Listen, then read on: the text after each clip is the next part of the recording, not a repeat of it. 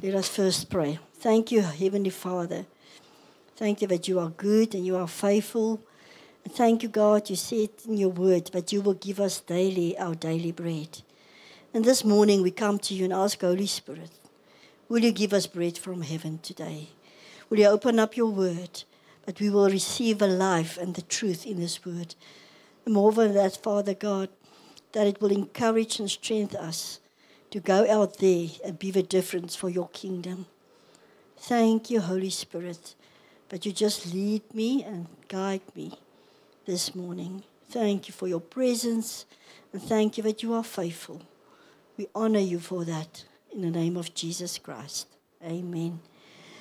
When we go to Judges 14, you all will know the story.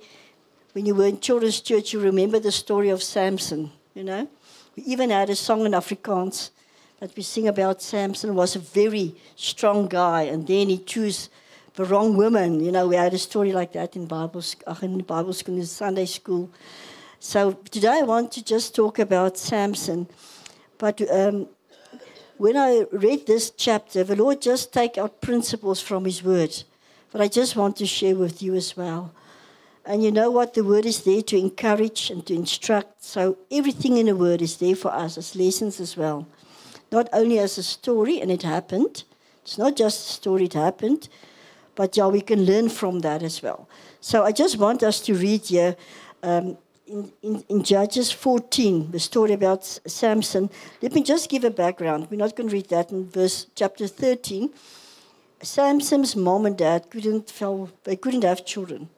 So Manoah, his father from the tribe of the Dan tribe, they asked God if they wanted children. And then an angel appeared to the woman and said, you will have a son, but you must raise him as a Nazarite. And then she told her husband, the angel appeared to me and we're going to have a son. And like men, he said, no, the angel must talk to me as well. But I'm just joking. But he asked the angel, he asked God, let the angel speak to me as well. He also wanted to hear. And then the angel appeared to him and said, you will have a son. He will be a Nazarite for the Lord until the day of his death. So the Lord also spoke to him. And then he wanted to bring an offering to God and said, come, what's your name? And the Lord said, no, my name is too wonderful. And then he made a fire. And then the angel went up in the fire and he realized this is God. And if they fell on their knees and they bow down, you know. And then Samson was born, and now we're going to get to chapter 14. Let us just read from verse 4. Verse 4. But his father and mother did not know that it was of the Lord. I must read verse 3 as well. Then his father and mother said to him, is there no woman among the daughters of your brethren, or among all my people, that you must go and get a wife from the uncircumcised Philistines? And Samson said to his father, get her for me, for she pleases me well. But the father and mother did not know that it was of the Lord, that he was seeking an occasion to move against the Philistines. For at that time, the Philistines had dominion over Israel. So I just want to stop here. What was interesting for me here, if you read this correctly, he wasn't allowed to marry outside the tribe of Israel, but he went and he saw this woman. But even in his wrong decision, God used that. He said to his mother, I want that woman. And God used that as well. So his mother and dad didn't realize that God used that as well to really revenge himself on the Philistines. And you know, the title of my message, if I had to give one, I wrote here, we don't really know. And you know what? We don't really know always how God works. We think we do, but we don't. And sometimes if God does something differently, we think, where's God in this? Where's God? He's not answering me. And we're going to see later on. But God is always faithful. But sometimes we don't hear like he's talking to us. We want to hear what we want to hear, you know. And then if it differs from that, what we want to hear, we say, where's God in this? But here we see God even use. His mom and dad said, this is not right, but God said he used this. So let's go on. And then what happened? Verse 5. So Samson went down to Timnah with his father and mother and came to the vineyards of Timnah. Now to his surprise, a young lion came roaring against him, and the Spirit of the Lord came up mightily upon him, and he tore the lion apart as one would torn apart a young goat, though he had nothing in his hand. But he did not tell his father or his mother what he had done. Then he went down and talked with a woman, and she pleased Samson well. After some time, when he returned to get her, he turned aside to see the carcass of a lion. And behold, a swarm of bees and honey were in the carcass of a lion. He took some of it in his hand and went along eating. When he came to his father and mother, he gave some to them, and they also ate. But he did not tell them that he had taken the honey out of the carcass of a lion. And I just want to read up until then. You know, sometimes God will use things in our lives that wants to kill or destroy us, to bring forth honey. Let me explain. He was on his way to this woman he wants to get, and there comes a lion against him. On his way. He was on his way. So I want to make what do you call it? No, not statement, vergelijking. A comparison. Thank you, Susan. I want to make a comparison with the story, and I want you to hear the principle of the word. We are on our way with Jesus as well. When we met him, we're on our way. Jesus is a God of purpose and a plan. So when you walk with Jesus, you're on your way to fulfill your destiny. And on that way, sometimes a roaring lion will jump out, you know, and that's a situation in your life. It might be finances, healing, work situation, people that offend you, like a lion, you know.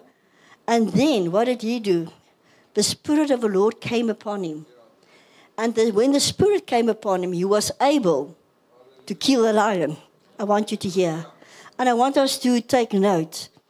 When things come against you, God gave us the answer. The Spirit is in you. Don't draw from your own fleshly ambition and plans and make plans. You're going to do it this way or that way. No. Take that thing before the Lord and say, Lord, what must I do? And the Spirit of God within you will give you the wisdom and the way. And you will tore that lion like it's a goat because of the power of the Spirit that's in you. That's the first thing that happened. And then out of that, he took out honey. You know what's amazing about God? When we go through a situation, he will give us the victory. And we will take the honey. Sweetness will come out of that which the devil wants to destroy us with. If we do it his way, then God will give you the victory. And you will eat from that. You will open a door, or he will give you more. It will give you victory in that. So you will be more than a conqueror because of that which he's doing for you. And then Samson went on, you know, and he had a riddle to tell the people because of his honey. He had a riddle, and his wife said to him, tell me what's the riddles, what's the solution of his riddle? Because the people around him wanted to know, because Samson said to him, if you can find out this riddle, I will give you some things, but if you don't, you must give it to me. And then they asked his wife, and he told her, and then what did she do? She told him a riddle, and he was cross, and after that, another thing happened. The wife he wanted, the father gave the wife away to somebody else, and he got cross with that, and then he went and he took a bone from a donkey and a jawbone, and he used it and he killed a lot of people, men with that. And then the Philistines were very cross with him. And what happened then? After he killed that, I want us to read in verse 18. Let's go there. After he killed them with his jawbone, let us read there. Verse 18, let's start at 17. Verse 17 says that he had told all his heart and said to her, oh, sorry, that's the other one. Sorry, it's the wrong one. I'm at 16, 14. I'm at the wrong chapter. Sorry. Verse 17 here. Now she had wept on him the 7th day while their feast lasted, and it happened on the 7th day that he told her, because she pressed him so much. Then she explained the riddle to the sons of the people. So the men in the city said to him on the 7th day before the sun went down, "What is sweeter than honey? What is stronger than a lion?" And he said to them, "If you had not plowed with my heifer, you would not have solved my riddle." Then the Spirit of the Lord again came upon him mightily. And he went down to Ashkelon and killed 30 of their men and took their apparel and gave the change of clothing to those who had explained the riddle. And then he speaks about the anger. And then later on you see again, I can't find it quickly now. Oh, yeah. Verse 19 in chapter 15, verse 19, when the Philistine came up against him. And then verse 11 saying, then 3,000 men of Judah went down to the cliff of a rock of Ethan and said to Samson, "Do you not know that the Philistines rule over you? What have you done to us?" So I'm just going to tell the story. So every time, first he sent in the foxes and burned their fields. And then afterwards, when they want to catch him again, he took a jawbone, and he killed their men. And what happened then? He was thirsty, and he said to God, "God, after I've done all this, are you going to let me die now?" And I want to draw your attention to that. In verse 18, Judges 14:18, he said, "And he was very thirsty, and called upon Jehovah and said, 'You have given this great deliverance into the hand of your servant, and now shall I die with thirst, and fall into the hands of uncircumcised.'" Verse 19, "But God," there's always but God. "But God cut open a hollow place, and water came out there. And he drank, and his spirit came again, and he revived. Therefore, its name is called Fountain of the Praying One. Others say Fountain of En-Hakanon, which is in the Lehi to this day." And what so catches my attention with that verse, after he did what God, he went and he did something when the Spirit was on him, and then he fell weary. You know, sometimes we're in battle against the enemy, we're fighting for something, we grow weary. But Samson, he went back to God. He went back to God and said, "God, I'm weary. Am I going to die here?" And we must also learn, when we are weary in battle, don't lose heart. Don't give up. Go to God. Say, "God, I'm thirsty. I need your Holy Spirit. Come and fill me again. I thirst for you." Draw from the Spirit. Draw from the Spirit. And then when God gave him water, God opened up a cliff to give him water, a hollow place. And God will give you water because he's the fountain of life. And he said streams of living water will come from your belly. So God, when we call upon him, he will sustain you through your battle. He will. He's faithful. So even when Samson went into battle afterwards, God still sustained him. And he wasn't always doing the right things, you know, but God is so faithful. The enemy will hit you, all right here. The enemy will hit you where you are the most vulnerable. And that's so true. Samson was a Nazarite. What does that mean? He was not allowed to cut his hair. He's not allowed to drink wine or strong alcohol. And he mustn't touch unclean things. That was the vow of a Nazarene. And then what did Delilah do? You know the story. He was very strong. When they tie him up and they say, "The Philistines are upon you," he just broke the ropes like, nothing, you know. And he was very strong. And then the Philistines got so mad because they couldn't catch this guy. They couldn't find out what's his strength. They couldn't break him. And that's like the enemy. He wants to steal your authority. He wants to break you. What God gave you, he wants to steal from you. And you know what Delilah do? He sent a Delilah over your life in a different way. The spirit of Delilah. Delilah keep on nagging him and nagging him. And you know, I don't want to, ladies, forgive me for saying this, but you know, a nagging woman, Proverbs says it's like a drip of a tap. Tuck, tuck, tuck, tuck. And I know when I sleep, there's a gutter near our place, and there was a plastic thing lying underneath it. And I was lying in my bed one night, trying to fall asleep, and I hear tick, tick. Later on, it falls in your brain. Tick, tick. It goes through. So when I woke up, And I went outside and removed that thing because it was terrible. You know? You feel it in your body later on. And she was nagging. Delilah was a very beautiful woman, and she was nagging Samson, nagging. Then he tells her this and that. But the scripture said, and I want to go to that verse. Let me just see. Yeah, let's go to chapter 16, verse 16. I want you to read this and see it for yourself. Chapter 16, verse 16. Here it says, and it came to pass when she pestered him. You hear that word? Pestered him daily with her words and pressed him, so that his soul was vexed to death. And another translation said, and it happened because she distressed him with her words daily and urged him, and his soul was grieved to death, and she made him sleep upon her knees. So the devil will do that. He will pester you and pester you, say, you're not worth it. You're not going to get anything. Oh, God doesn't care about you. This work, forget it. You're not going to get it. He's pestering you with lies. He's pestering you. Until your soul is so grieved and you feel like, you just want to give over. That's exactly what he wants, because then he takes your strength. He's got no place in your life unless you give him a foothold. And he will pester you and pester you with lies. And what must you do? Not like Samson, give away your authority, your hair. You fell asleep in a lap. So don't go to sleep while the devil is lying for you. Wake up, warrior. Wake up with the Spirit of God in you. And you tell the devil, like we sang this morning, his name is above all names.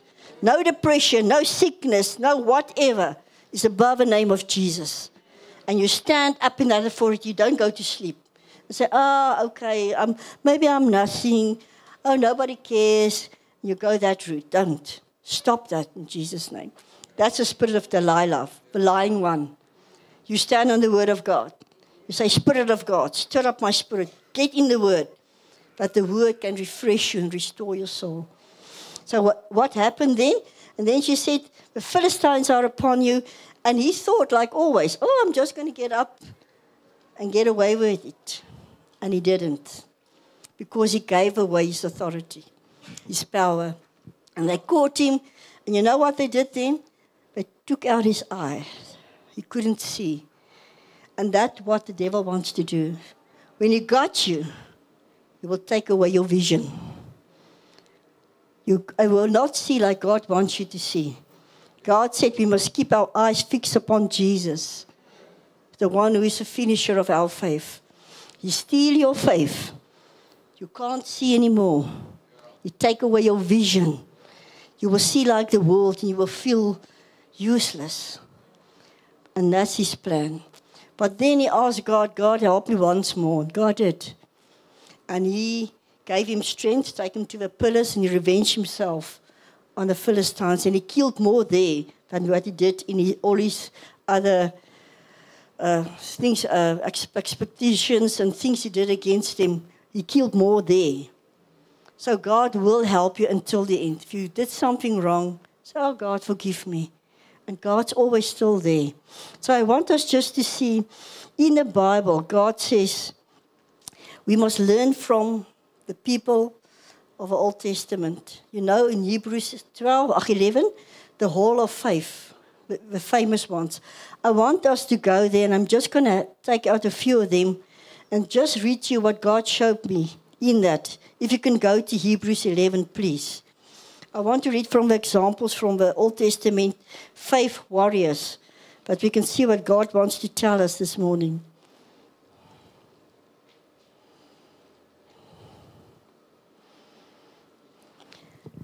If you're there at Hebrews 11, I'm going to start at verse 7.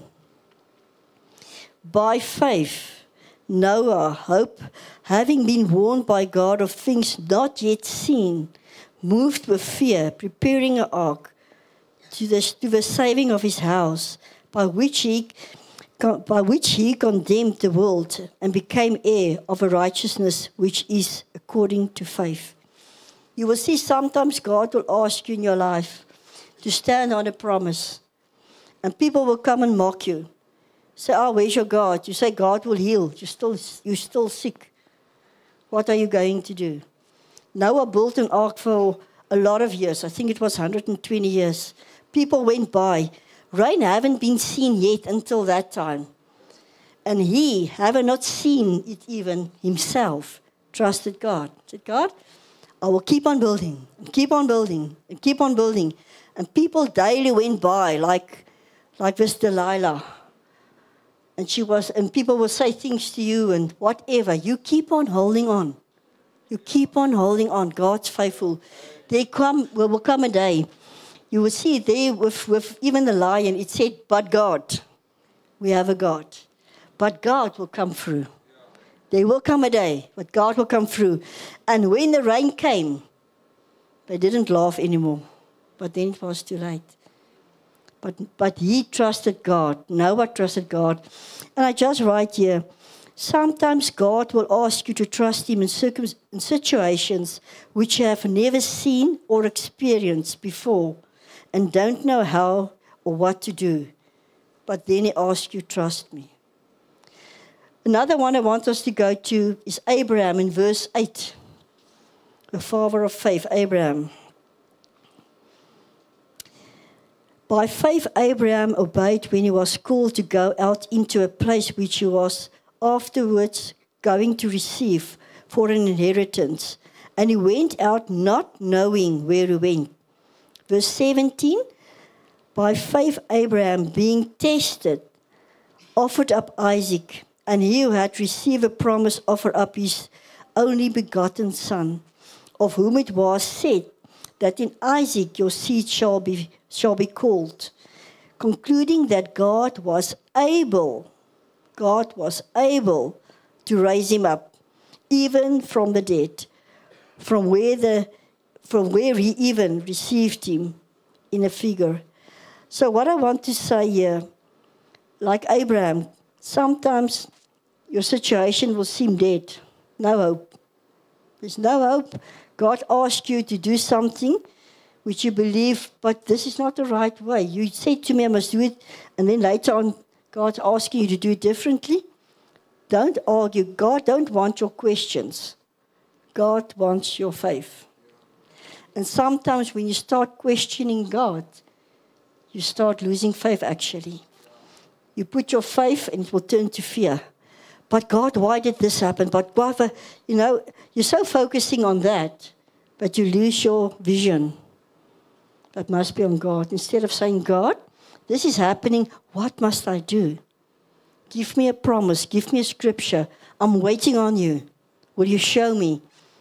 And I just write here, sometimes God might ask you to do things differently than the way you are used to. Sometimes your situation seems so desperate that you feel there is no more hope or a way out of it. It is then that the Lord asks you to trust him, to make the impossible in your eyes possible. With God, everything is possible. But in our eyes, sometimes the situation seems impossible. And then I also want to go to Sarah. Let's go to Sarah in verse 11. Let me put on my glasses here, yes, rather. By faith also Sarah herself received strength to conceive seed and was delivered of a child when she was past age, because she judged him who had promised to be faithful. I just write here, sometimes you pray for such a long time for something specific, and it seems like it's never going to happen. Then you start to doubt the promises that God gave you concerning the matter. You feel like it's never going to happen. It is then that the Lord is asking you to hold on to his faithfulness, to hold on to his words. So yeah, even if your situation seems like it's past your date, expiring date, God is always on time. Not always your time, but he's always on time. He's never too late. And the last one is Moses, verse 29 and 30. By faith they passed through the Red Sea as by dry land, which the Egyptians attempted to do. When the Egyptians attempted to do, they drowned. By faith the walls of Jericho fell down after they had been compassed 7 days. And this, God just spoke to me this and saying, you sometimes may experience a situation where you feel like everything is against you and there's no way out. Like so many people around you, you feel that you are not going to make it. Every time it seems like you are hitting a wall. It is in these times that the Lord is asking you to keep on standing on His word and to do exactly what He's asking of you to do. And this sounds quite so easy to say. But if you put yourself in the Israelites' shoes, God's telling you, walk 7 times around this church. And when you scream, it's going to fall down. Put yourself in that situation. Walk around church 7 times and scream. And you scream and everything is going to fall down. When you see the things, when it's a physical thing, it's sometimes hard to believe. But God asks you to get your vision on Him. And you can only do that by faith. You can only do that by faith. By faith, we see the unseenable as if seen. The things that are not as if they are. By faith. And the devil wants to steal your faith. That's what he did with Samson. Just like the warriors of faith before us, the Lord is asking us to stand on His word and to trust His faithfulness. There is one characteristic throughout the Bible that connects us all to Jesus. All right, I just wrote it here, and that's our faith. That's our faith. They had to stand on faith. We have to stand on faith. And one day, Hebrews 11 is going to continue. When we are not here, they must read about Noah, Sarah did, and then they must read about Bulaji, they must read about Fumi, they must read about Peter, they must read about, our names must follow. They stood by faith and trusted God for this and this and this and this. May our names also be in the hall of faith, which God called us to be. In the Old Testament, when the priests were doing service, as you know, they put a rope around his leg, and he had like bells around his garment. So if he goes in and something happened, he didn't come out, they can just pull him out. In that sense, I'm so glad I'm in this time. Because when you go in there, you never know. But they did service then. And when they went in to offer for the people, when they came out and they went in again, every year they did this. But there was no chair in the tabernacle. The high priest couldn't go and sit down while doing service. And there's something significant in that. In the New Testament, Jesus, our high priest, went into the heavenly tabernacle. There was no chair. He took his blood. He offered his body. He took it to the Father and said, once and for all, it's finished. And then he went and he sat down at the right hand of the Father. It is finished. So what that means for us is we must cease doing the work. God said in Hebrews 4, if you go and read, they will enter into my rest by obedience and trusting Him. There's a rest you can enter into. If you live by faith, you can rest in God because He will do the work. But if you don't trust God, you will do the work. So this is just something to remind us by. Jesus did it all. He's the Alpha and Omega, the beginning and the end. In Him, all the promises are yes and amen. So you can trust Him with your life. You can trust Him with everything. All He asks of you is, I want you to hold on to me in faith. If you don't understand like Noah, if you haven't seen a situation in your life before, if you're like Sarah, you're waiting 4 years for a child, whatever, keep on trusting me. Stand on my word. And the Bible said in Isaiah 55:11, God's ways are higher than our ways. His thoughts are higher than our thoughts. You can't explain God. Not in your physical reasoning. He's far more than that. We can't. That's why He's God. And that's awesome. Because then He can do all things and everything. And I want us to end off. I want to read you Psalm 36. Let's go to Psalm 36.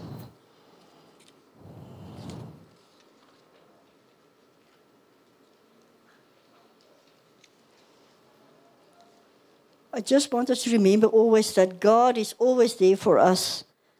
So Therefore, it's so important for us to just trust him wholeheartedly. He alone knows it all. He knows it all. Psalm 36 from verse 6. Your righteousness is great like mountains. Your judgment are as a great deep, O Jehovah. You keep man and beast. How precious is your loving kindness, O God. And the sons of men take refuge under the shadow of your wing. They shall be satisfied with the fatness of your house, and you shall make them drink of a river of your pleasures. For with you is the fountain of life. He is our life. In your light, when you go to him, we shall see light. Oh, continue your loving kindness to those who know you, and your righteousness to the upright in heart. So I just want to end off to say, God is so much more. You can trust him. Let go. Trust God. He wants us to trust him. He loves it when we trust him. And let him be God in your life. I just want to ask Tsepo, I got a song. It's going to play for about 3 minutes. But you just sit quietly and listen to this song. But before we do that, let us just close in prayer. Thank you, Father God, that you are always faithful. You so showed us in your word through all the prayer warriors, the faith warriors. But when you give him a promise, you fulfill it. Because you are the yes and amen. And therefore, Father God, we want to take courage this morning. In whichever circumstance we find ourselves in, we know that you are the answer to our prayers. And we ask, Holy Spirit, that you will help us not to try to do it our own way, but that we will rest in faith in you and knowing that at the right time and the right moment you will come through.